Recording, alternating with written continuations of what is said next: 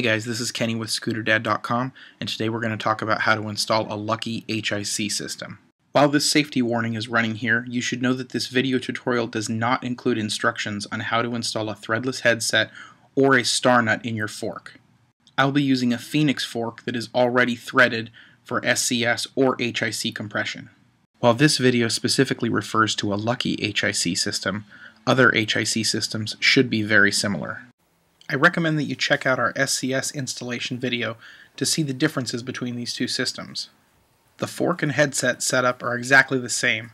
However, instead of using a compression cap inside the clamp, we're going to use a shim. The biggest difference between these two systems is that you'll need to make sure that you're using 1 3/8 inch outer diameter oversized bars.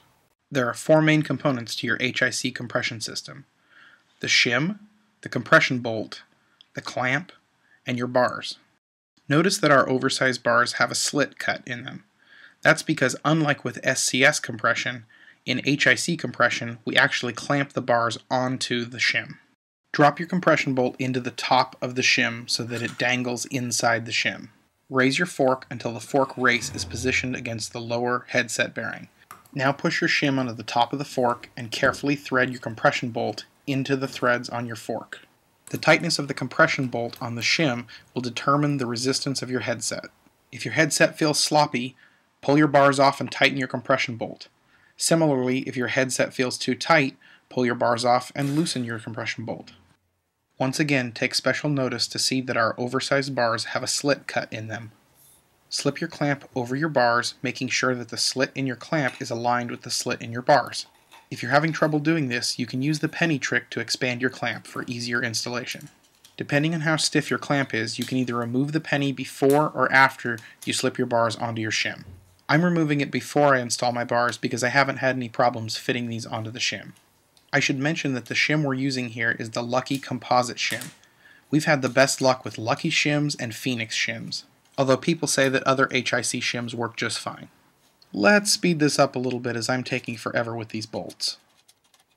Once again, make sure that your clamp slit is aligned with the slit in your bars. This is an important step to ensure that pressure is applied correctly to your bars.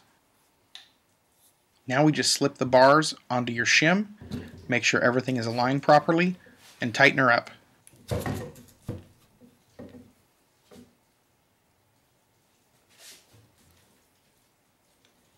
Just like with SCS and any clamp, you don't want to tighten one bolt all the way.